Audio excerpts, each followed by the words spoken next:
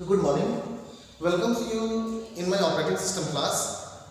इसके पहले वाले लेक्चर में वीडियो में हम लोग डिस्कस कर रहे थे ऑपरेटिंग सिस्टम का टाइप्स ऑफ ऑपरेटिंग सिस्टम को लेकर के। और टाइप्स ऑफ ऑपरेटिंग सिस्टम में हम लोगों ने दो टाइप्स के ऑपरेटिंग सिस्टम पर हम लोगों ने डिस्कशन कर लिया था। एक था हमारा सिंगल यूजर ऑपरेटिंग सिस्टम और सेकंड था serial operating system. Serial operating system में दो प्रॉब्लम्स फेस किए थे हमने, शेड्यूलिंग एंड सेटअप टाइम। इन सब चीज़ों पर हम लोगों ने डिस्कशन कर लिया। इसी टॉपिक को मतलब टाइप्स ऑफ ऑपरेटिंग सिस्टम को आगे कंटिन्यू करते हुए आज हम लोग डिस्कस करेंगे एक थर्ड ऑपरेटिंग सिस्टम को लेकर के, that is multi programming operating system. Multi programming operating system, जितने भी टाइप्स ऑफ ऑपरेटिंग सिस्टम है इनके नाम से ही इनका वर्क स्पेसिफाई हो जाता है ना। जैसे हम लोगों ने single user operating system, operating system का नाम ही है सिंगल यूजर, मतलब एक ही यूजर एक टाइम पर क्या कर रहा है, उसे ऑपरेट कर रहा है ना। तो ठीक उसी तरीके से जितने भी ऑपरेटिंग सिस्टम है इनके नेम से ही इनका वर्क स्पेसिफाई हो जाता है। जैसे यहाँ पर क्या लिखा हुआ है, मल्टी प्रोग्रामिंग ऑपरेटिंग सिस्टम, मतलब ऐसा ऑपरेटिंग सिस्टम जो क्या करता हो, मल्टीपल प्रोग्राम्स या मल्टीपल फंक्शंस को परफॉर्म कर दे, है ना। तो उसे हम लोग क्या बोलते हैं, मल्टी प्रोग्रामिंग ऑपरेटिंग सिस्टम बोलते हैं। ये जो मल्टी प्रोग्रामिंग ऑपरेटिंग सिस्टम होता है वो सीपीयू की यूटिलाइजेशन को इंक्रीज कर देता है। मतलब सीरियल ऑपरेटिंग सिस्टम पर जो प्रॉब्लम आ रहा था कि 30 मिनट शेड्यूलिंग में 30 मिनट्स में अगर हमारा जॉब कंप्लीट हुआ तो ठीक है, अगर हमारा जॉब 30 मिनट में नहीं कंप्लीट हो रहा है ना, उसका एजुकेशन टोटल कंप्लीट नहीं हुआ तो बिना रिजल्ट के ही वो टर्मिनेट हो जाता था। और अगर 30 मिनट के पहले एग्जीक्यूशन उसका कंप्लीट हो गया, सपोज 20 मिनट्स में कंप्लीट हो गया, तो बाकी के 10 मिनट के लिए हमारा जो सीपीयू है वो आइडियल फॉर्म में चला जाता था, कोई काम नहीं करता था, 10 मिनट तक वो रेस्ट मारता था ऐसे, है ना। तो ये जो प्रॉब्लम था, इस प्रॉब्लम को सॉल्व किसने किया, मल्टी प्रोग्रामिंग में किया जा करके। सीपीयू की यूटिलाइजेशन को इसने इंक्रीज कर दिया, यानी कि मल्टी प्रोग्रामिंग ऑपरेटिंग सिस्टम जो होता है वो क्या करता है, सीपीयू की यूटिलाइजेशन को इंक्रीज कर देता है। कैसे इंक्रीज करता है कि सपोज हमारा एक प्रोग्राम है, उस प्रोग्राम का हमारा कंपाइल क्या हो रहा है, वो कंपाइल हो रहा है, उसका एग्जीक्यूशन हो रहा है, वो एग्जीक्यूट हो रहा है, ठीक है। तो जिस टाइम पर हमारा एक प्रोग्राम एग्जीक्यूट हो रहा है उसी टाइम पर हमारा जो सीपीयू है वो मेमोरी से किसी दूसरे प्रोग्राम को वहां से पकड़ता है, पकड़ करके उसकी प्रोसेसिंग करना स्टार्ट कर देता है ना। अब उसकी वो प्रोसेसिंग किया, प्रोसेसिंग करने के बाद अगर उसकी जो प्रोसेसिंग कंप्लीट हो गई तो उसको आउटपुट के लिए कहाँ सेंड करना है, मॉनिटर पर सेंड करना है तो उसे मॉनिटर पर सेंड कर देता है, प्रिंटर में प्रिंट होने के लिए सेंड करना है तो उसे वो प्रिंटर पर सेंड कर देता है, ठीक है। सेंड किया, वहां पर जब हमारा रिजल्ट आउटपुट में निकल रहा है, सपोज उसने जो किया वो प्रिंटर पे सेंड कर दिया, है ना, आउटपुट होने के लिए रिजल्ट उसका क्या किया, उसने प्रिंटर पर प्रिंट होने के लिए सेंड कर दिया। तो वहां पर जब तक वो प्रिंट हो रहा है तब तक हमारा सीपीयू आइडियल फॉर्म में नहीं रहता है। किसमें, मल्टी प्रोग्रामिंग ऑपरेटिंग सिस्टम में क्या करता है, मेमोरी से ये दूसरा प्रोग्राम पिक कर लेता है और पिक करके उसे क्या करता है, उसकी प्रोसेसिंग स्टार्ट कर देता है। यहाँ प्रिंट भी हो रहा है, यहाँ प्रोसेसिंग भी हो रही है, दोनों काम एक साथ में चालू हो जाते हैं यहाँ पर। तो इसलिए हम लोग इसको क्या बोलते हैं, मल्टी प्रोग्रामिंग ऑपरेटिंग सिस्टम बोलते हैं, है ना। और जैसा कि मैंने बताया कि मल्टी प्रोग्रामिंग ऑपरेटिंग सिस्टम क्या करता है, सीपीयू की यूटिलाइजेशन को इंक्रीज कर देता है, बढ़ा देता है। तो आइए हम इसके नोट्स के बारे में देखते हैं, है ना। जो समरी था मैंने आपको बता दिया कि मल्टी प्रोग्रामिंग ऑपरेटिंग सिस्टम होता कैसा है, क्या वर्क करता है। आइए हम इसको नोट, इसका जो नोट्स है वो क्या है कि multi programming increase CPU utilisation by job organising. Multi programming increase CPU utilization by job organizing such that the CPU always has one job to execute, है ना। मल्टी प्रोग्रामिंग जो है वो क्या करता है, CPU के यूटिलाइजेशन को इंक्रीज कर देता है, और जब उसके वो CPU की यूटिलाइजेशन को इंक्रीज कर देता है तो हमारा जो CPU है ना, वो हमेशा एक जॉब को क्या करता है, एग्जीक्यूट करता रहता है, वो आइडियल फॉर्म में नहीं रहता, ठीक है। फिर पैराग्राफ चेंज करके, the operating system picks and begins to execute one of the job in the memory. The operating system picks and begins, the operating system picks and begins to execute one of the job in the memory, है ना। Operating system जो है यानी कि CPU की utilisation को हमेशा एक प्रोग्राम को एग्जीक्यूट करते रहना का जो प्रोसेस है इसका, वो कैसे होता है, वो मेमोरी से एक जॉब को क्या करता है, पिक करता है और उसकी प्रोसेसिंग करना, उसको एग्जीक्यूट करना वो क्या करता है, स्टार्ट करता रहता है। हमेशा उसमें एक जॉब की प्रोसेसिंग चलती ही रहेगी, है ना। ये मेथड उसने क्या क्या यूज किया, ठीक है। उसके आगे है after some time job may have to wait for an input output operation. After some time job may have to wait for an input output operation to complete in a non-multi-programming system simply switches to an execution of another program. In a non-multi-programming system simply switches to an execution of another program. When that job needs to wait, the CPU is switched to another job and so on. When that job needs to wait, the CPU is switched to another job and so on. Okay, तो ये क्या हमारा multi programming operating system क्या बताया कि multi programming increase CPU utilisation by job organising such that the CPU always has one job to execute. And after change the paragraph, the operating system picks and begins to execute one of the job in the memory. After some time, job may have to wait for an input-output operation to complete. In a non-multi-programming system, simply switches to an execution of another program. When that job needs to wait, the CPU is switched to another job and so on. इसके बाद है as long as there is always some job to execute. As long as there is always some job to execute.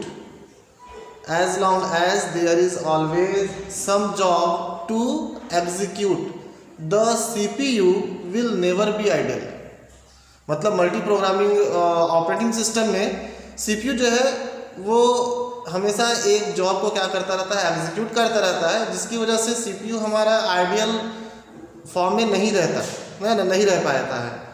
For CPU utilisation it uses pipelining. For CPU utilisation it uses pipelining technique. For CPU utilisation it uses pipelining technique. The technique which maintain the sequence output in the buffer of system is called spooling. है ना. ये जो इसका जो main property है कि हमारा जो CPU है उसका यूटिलाइजेशन बढ़ जाता है, तो CPU की यूटिलाइजेशन को बढ़ाने के लिए यहाँ पर जो टेक्निक यूज़ किया जाता है कि हमेशा हमारा CPU जो है वो क्या रहे, बिजी रहे, मतलब किसी ना किसी जॉब को हमेशा एग्जीक्यूट ही करता रहे. तो इस चीज़ को मतलब इसकी यूज़ को बढ़ाने के लिए एक टेक्निक यूज किया जाता है, that is called pipelining technique, है ना. Pipelining technique. और पाइपलाइनिंग टेक्निक होता क्या है, तो ये जो टेक्निक है वो क्या करता है, maintain the sequence output in the buffer of system is called spooling. इसको हम लोग क्या बोलते हैं, स्पूलिंग बोलते हैं. And there are two types of multi programming operating system. There are two types of multi-programming operating system. One is process-based operating system and second is thread-based operating system. Process-based operating system process के base पर और thread-based operating system. और दूसरा क्या है, thread के base पर. Thread जो होता है बहुत ही लाइट वेट प्रोसेस परफॉर्मिंग होता है ना. Multiple thread are the lightweight process. Thread are the lightweight process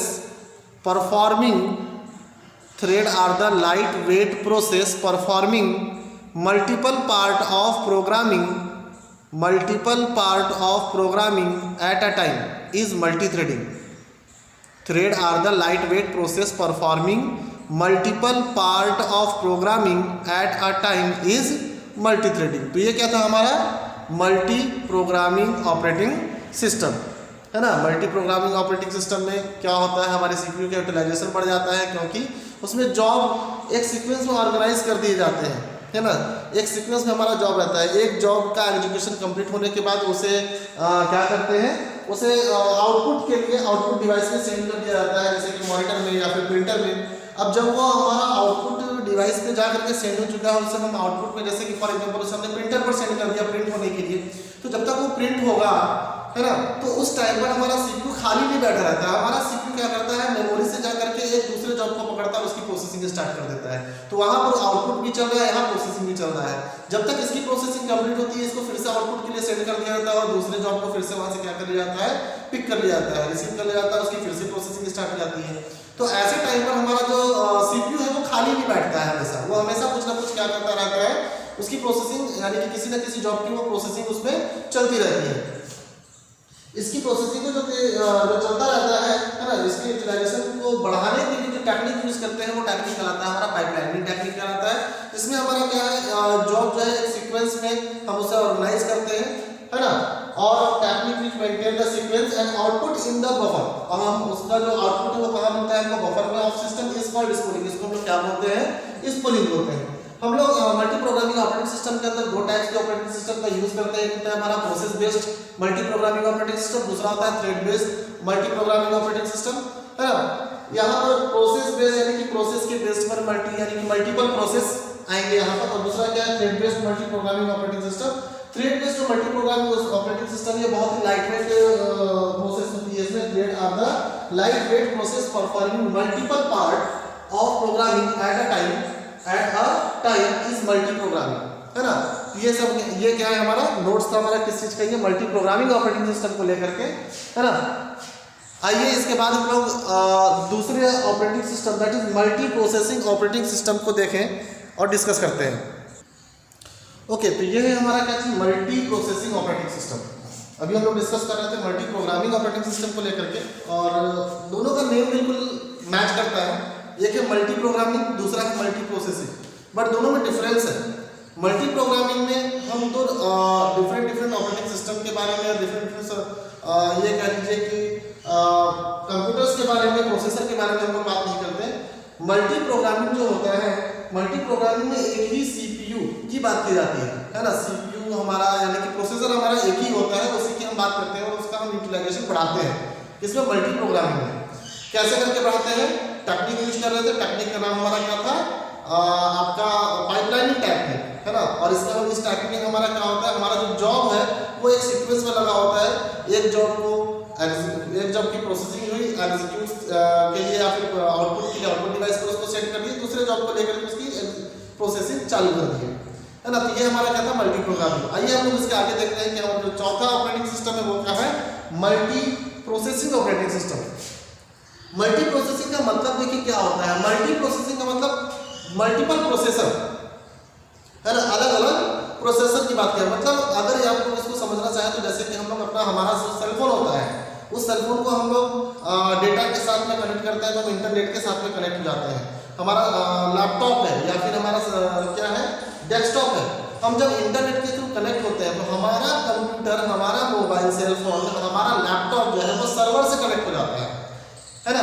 तो यहाँ पर देखिए दो अलग अलग प्रोसेसर हो गए। एक तो हमारा खुद का प्रोसेसर यानी कि हमारे लैपटॉप का, डेस्कटॉप का या सेलफोन का प्रोसेसर, और दूसरा सर्वर का प्रोसेसर, है ना। हम यहाँ से कोई रिक्वेस्ट सेंड करते हैं, हम यहाँ से क्या करते हैं, कोई रिक्वेस्ट सेंड करते हैं और जो सर्वर है वो क्या करता है, उस रिक्वेस्ट को एक्सेप्ट करके उसका रिजल्ट एग्जीक्यूट करता है। तो यहाँ पर देखिए दो अलग अलग क्या हो रहे हैं, सर्वर हो रहे हैं। अब देखिए एक ही टाइम पर सिर्फ हमारा ही लैपटॉप या हमारा ही कंप्यूटर तो सर्वर से कनेक्ट नहीं है। न जाने कितने लाखों करोड़ों लैपटॉप्स और कंप्यूटर्स क्या होते हैं, एक टाइम पर हमारे सर्वर से क्या होते हैं, कनेक्ट होते हैं, यानी कि इंटरनेट से कनेक्ट होते हैं। तो इंटरनेट का जो मेन सर्वर है, वहाँ जो ऑपरेटिंग सिस्टम है वो ऑपरेटिंग सिस्टम अलग अलग यानी कि डिफरेंट प्रोसेसर से आई हुई रिक्वेस्ट को मैनेज करता है। तो उसका जो रिजल्ट होता है वो उन्हीं के लैपटॉप पर, उन्हीं के डेस्कटॉप पर फिर उन्हें क्या कर देता है, उसे एग्जीक्यूट कर देता है। तो जो सर्वर का जो प्रोसेसर है वो क्या कर रहा है, डिफरेंट प्रोसेसर की प्रोसेसिंग कर रहा है, कंट्रोल करके रखा है। इसमें दो प्रोसेसर होते हैं, एक होता है दो, या ये कह लीजिए कि इसमें दो आपका कंप्यूटर होता है। एक होता है हमारा मास्टर कंप्यूटर, दूसरा होता है हमारा स्लेव कंप्यूटर। मास्टर कंप्यूटर कौन सा होता है, यानी कि सर्वर को हम लोग क्या बोलते हैं, मास्टर कंप्यूटर कहते हैं। और जो स्लेव कंप्यूटर है, यानी कि हमारा जो डेस्कटॉप है, सेलफोन है या फिर लैपटॉप है, वो क्या है, हमारा स्लेव कंप्यूटर है। इसको हम ऐसे भी समझ सकते हैं कि स्लेव कंप्यूटर किसे कहते हैं, मास्टर कंप्यूटर किसे कहते हैं। जिसने रिक्वेस्ट को सेंड किया वो स्लेव कंप्यूटर, जिसने रिक्वेस्ट को रिसीव करके उसका एग्जीक्यूशन किया वो क्या कहलाता है, मास्टर कंप्यूटर कहलाता है। तो आइए हम इसका नोट्स देखते हैं कि इसका नोट्स कैसा है ना। तो क्या है ये, multi processing operating system, maintaining different program on different processor, maintaining different program on different processor is called multiprocessing. Maintaining different program on different processor is called multiprocessing. Maintaining different program on different processor is called multiprocessing. Here there is one master and other slave computer. यहाँ पर एक master और बाकी जो होते हैं वो सब क्या होते हैं, slave computer होते हैं. The computer who send the process is called slave and the computer who exactly execute the complete process is called master. यहाँ पर जो प्रोसेसर या फिर जिस कंप्यूटर ने प्रोसेस को सेंड किया है वो क्या कहलाता है, स्लेव कंप्यूटर, यानी कि हमारा लैपटॉप, हमारा डेस्कटॉप, ये सब क्या है, स्लेव कंप्यूटर है। और जिसने उसको एग्जीक्यूट किया, उसको रिसीव, उसके प्रोसेस को रिसीव किया, रिक्वेस्ट को रिसीव किया, रिसीव करके उसका एग्जीक्यूशन किया उसने, वो क्या कहलाता है, मास्टर कंप्यूटर कहलाता है। तो ये क्या है, हमारा मल्टी प्रोसेसिंग ऑपरेटिंग सिस्टम। एक बार मैच करा लें, maintaining different program on different processor is called multi processing. Here there is one master and other slave computer. The computer who send the process is called slave and the computer who exactly execute the complete process is called master. Okay?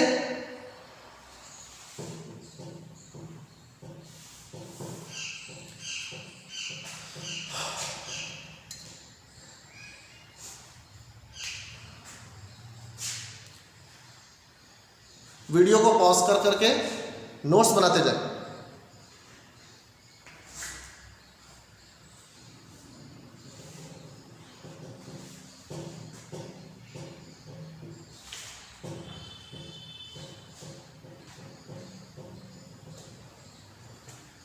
Okay, तो आज के इस video में सिर्फ इतना ही। इसके पहले की जो types of operating system part 1 में हम लोगों ने देखा था, single user operating system and serial operating system, ये दो टाइप्स के ऑपरेटिंग सिस्टम हम लोगों ने पार्ट 1 की वीडियो में देख लिया। ये हमारा पार्ट 2 था, है ना, सेम टॉपिक का पार्ट 2 है, जिसमें आज फिर से हम लोगों ने क्या किया है, दो और ऑपरेटिंग सिस्टम में हमने डिस्कस किया और उसके नोट्स को देखा है।